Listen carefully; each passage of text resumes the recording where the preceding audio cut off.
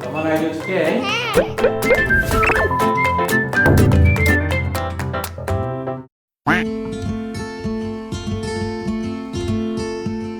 구독, 좋아요, 유튜브 공식 파트너 3사만 촉선생 시즌 3입니다. 척이 온다, 척이 와. 미국 IRA 인플레이션 감축법은 바이든 대통령의 서명에 따라 2022년 8월 16일부로 발효되었습니다.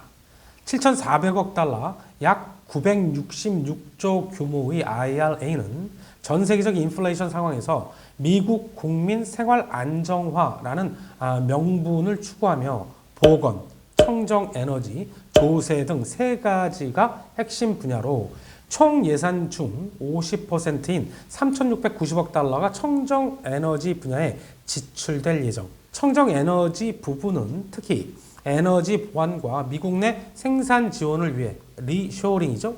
자료에서 보듯이 PTC, 생산세 공제는 에너지 발전 사업자가 재생에너지를 기반으로 전력을 생산하는 경우 10년간 킬로와트 시당 1.5센트 세금을 공제해주고, ITC, 투자세 공제는 신재생에너지 설비 투자 금액의 30% 세공제, AMPC, 제품 생산 세공제는 중간재를 생산 납품하는 기업이 재생에너지에 필요한 부품을 생산하면 보조금을 제공하는 등 혜택을 주는 것입니다. 특히 AMPC는 자료에 나와 있듯이 풍력 발전기의 날개, 나셀, 타워를 미국 내 공장에서 생산하면 각각 와트당 2센트, 5센트, 3센트를 공제해주고, 해상풍력 하부 구조물의 고정식 플랫폼은 와트당 2센트, 부유식 플랫폼은 4센트, 해상풍력 선박은 판매가의 10%를 공제해주는 것입니다.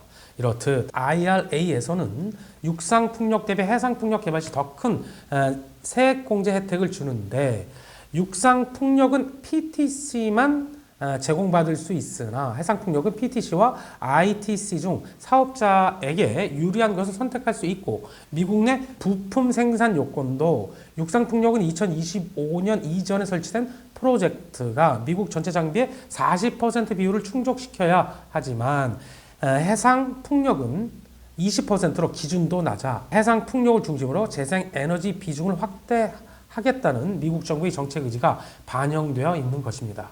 IRA는 당초 올해 1월 1일부로 시행될 예정이었으나 시기가 지연, 3월 내 세부안이 발표될 예정으로 얼마 안 남았죠? 그렇게 되면 미국의 공장을 보유한 풍력업체들의 구체적인 수혜 규모 파악과 더불어 글로벌 풍력업체들의 주가 상승 압력이 강화될 것으로 전망됩니다.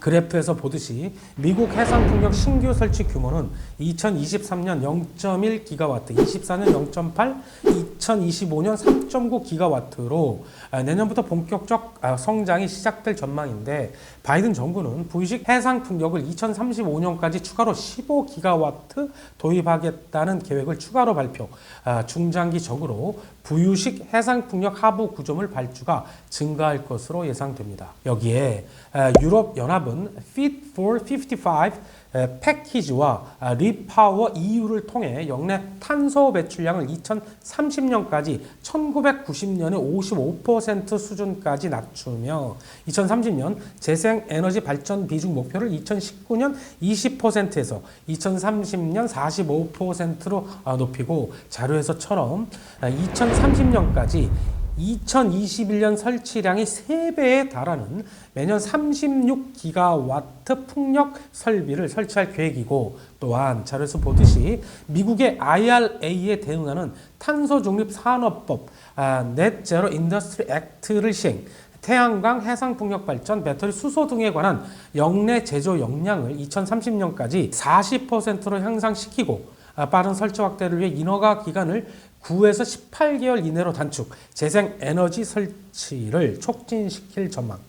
예, EU 해상풍력 신규 설치량은 2022년 3.7기가와트에서 2030년 21.5기가와트로 6배 증가, 해상풍력이 육상풍력보다 훨씬 높은 성장을 할 것으로 보여집니다.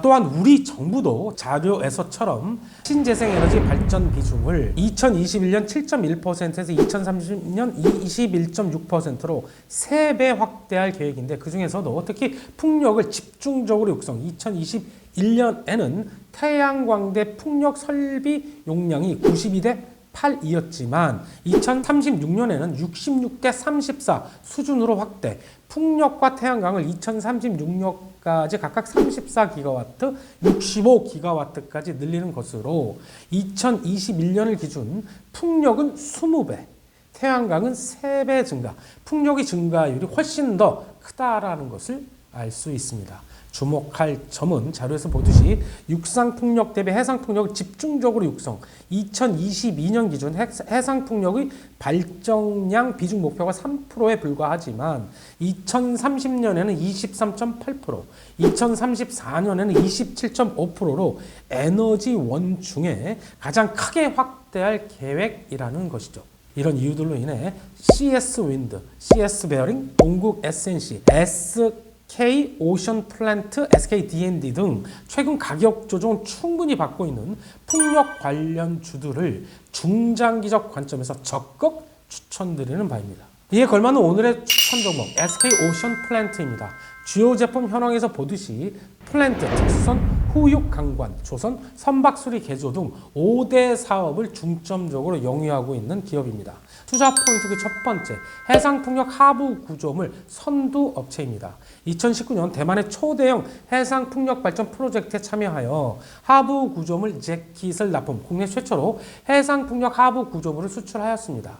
그림에서 보듯이 재킷은 높이 90에서 100m에 달하는 풍력 발전기를 바닥에 고정시키는 하부 구조물로 여러 종류의 하부 구조물 중에서도 7, 80m 가장 깊은 수심에 설치, 상부에 설치되는 풍력 발전기 용량이 커질수록 하부 구조물의 크기도 커지는데 2021년 약간 대만 하이롱 프로젝트 재킷의 경우 발전기 용량 14메가와트급 재킷 1기당 크기는 높이 93m, 중량 2200톤에 달하는 거대한 구조물.